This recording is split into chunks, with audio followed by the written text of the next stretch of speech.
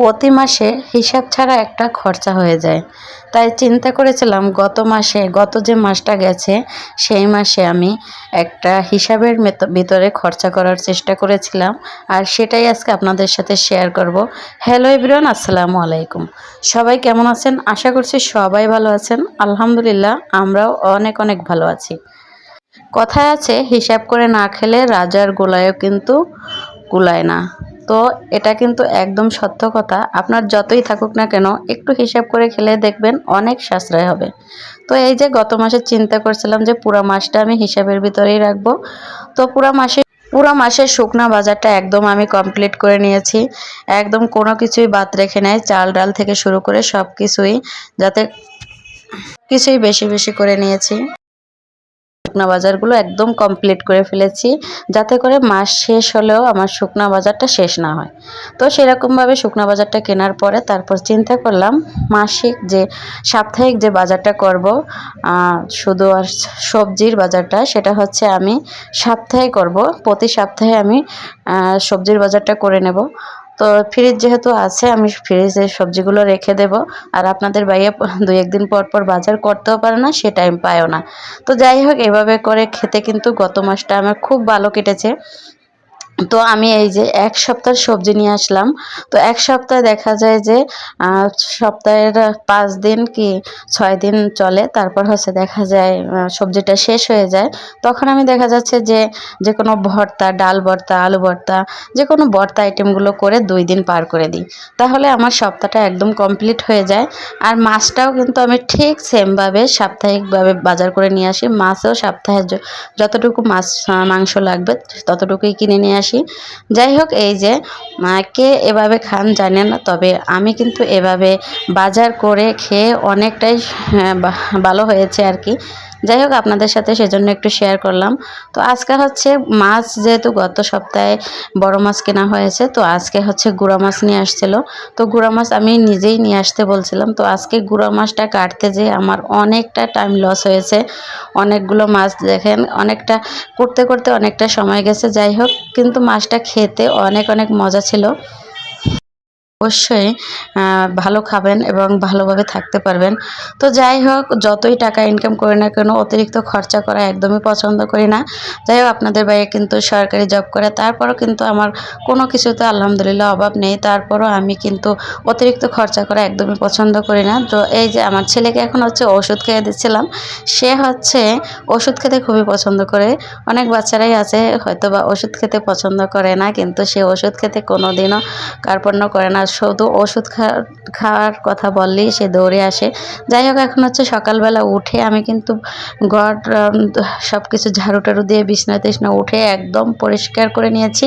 তারপর হচ্ছে আমি এখন রান্না করতে আসব। তো বারান্দার গাছগুলোতে একটু পানি দিয়ে নিলাম। তো এই বারান্দাতে গাছগুলো তেমন ভালো হয় না। তো এখানে হচ্ছে আমি কিছু পালং শাক নিয়েছি। আর শীতকালীন সবজি কিন্তু এখন বেশি বেশি করে খেতে হবে।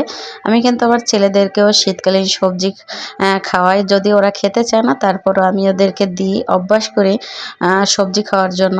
তো এখানে হচ্ছে আমি এই যে গুঁড়া মাছগুলো কেটে নেব। তো গুঁড়া মাছগুলো কাটতে আমার অনেক বেশি কষ্ট হয়েছিল।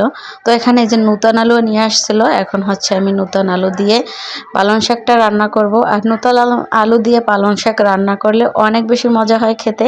তো এই যে নূতন আলুগুলো এভাবে কিন্তু উপরের ছোকলাগুলো ফেলাতে আমার অনেক বেশি ভালো লাগে। ছোটোবেলায় যখন দেখতাম আমার আম্মা এভাবে ফেলতো। তো যাই হোক, এখন হচ্ছে আমি শাকটাকে পরিষ্কার করে নেব। তো ছোট্ট একটা মিনি পুষ্কনি বানিয়ে নেব। এখানে পরিষ্কার করে নিয়েছি সুন্দর করে। এখন হচ্ছে একদম বাড়িতে যেভাবে পুষ্কনিতে শাক ধুই আমরা, সেরকম আর কি শাকটা ধুয়ে নেব। তো এখানে হচ্ছে আমি পানিটা আটকে রাখার জন্য একটা ব্যবস্থা করে নিলাম।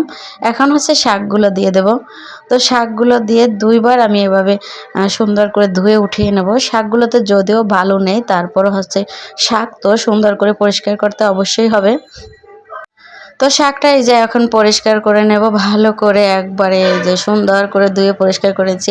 পালং শাক আমার বরাবর সবসময় অনেক বেশি পছন্দের, কিন্তু আজকের পালং শাকটা একটু তিতে তিতে লাগছিল, হয়তো বা সার দিছিল, সেজন্য। আসলে গ্রামের শাক সবজিগুলো খেতে অনেক অনেক মজা। যাই হোক, এখানে হচ্ছে আমরা কি আর বলবো, কোনো কিছুই আর কি আমরা ভালোটা খেতে পারি না, সব কিছুই আমাদের নকল খেতে হয়, করার কিছুই নেই। তো এখানে হচ্ছে আমি এখন এই শাকের ভিতরে কি যেন ছিল আর কি ছোট ছোট ময়লা, ওগুলো একটু বেছে ফেলে দিলাম। এখন শাকটাকে সুন্দর করে চুবিয়ে চুবিয়ে ধুচ্ছিলাম। আর মনে হচ্ছিল বাড়িতে ছোট পুষ্কুনিতে যেভাবে আমি ছোট শ্যাওলাগুলো উঠাতাম ছোটোবেলা, সেরকম একটা ভাব আসছিল। যাই হোক, এখন হচ্ছে মাছগুলো সুন্দর করে কুটে নিচ্ছি। তো এই যে মাছ কোটার পরপরই হচ্ছে আমার হাজব্যান্ড সেই মহাশয় হচ্ছেন বাসায় আছেন আজকে, সে হচ্ছে আমাকে ডাকছিল। তো এই যে মাছটা কাটা রেখে হচ্ছে আমি তার কাছে চলে যেতে হচ্ছে এখন। তো সে যেদিন বাসায় থাকে সেদিন হচ্ছে আমাকে বারবার ডাকতে থাকে, কাজ শেষ না হতেই তার কাজটা আগে করতে হবে, মানে সে বলবে আর সাথে সাথে রোবটের মতো চলে যেতে হবে, না হলে ওখানে বসেই চিল্লাতে থাকবে। তো যাই হোক, এখানে হচ্ছে আমি আজকে কিন্তু সেই আমাকে রান্না করে দেবে, ভিডিওর লাস্টেই দেখতে পারবেন সে আমাকে রান্না করে। তো মাছের মাথাগুলো অনেক কালো ছিল, কেউ আবার কিছু মনে করবেন না, এটা কিন্তু অনেক সুন্দর করে পরিষ্কার করা হয়েছে। কিন্তু এই কালোগুলো কিভাবে উঠাবো, এগুলো তো মাছের গায়েরই একটা অংশ, এগুলো উঠানো যাবে না। যাই হোক, আর নতুন আলু দিয়ে এখন হচ্ছে পালং শাকটা রান্না করে নেব।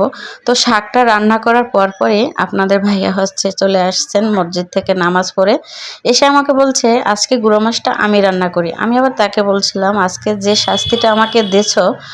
তো যাই হোক, এখন হচ্ছে সে শাকটা রান্না করবে।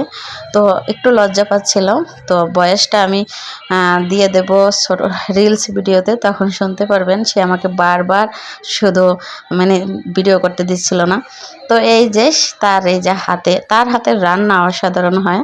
সে 2 দিনের ছুটি নিয়েছে, তো 2 দিনে আমি এক একটা করে রান্না তার হাতে খাবো। যাই হোক, সে এই যে তেজপাতা দেবে এখন তরকারিতে।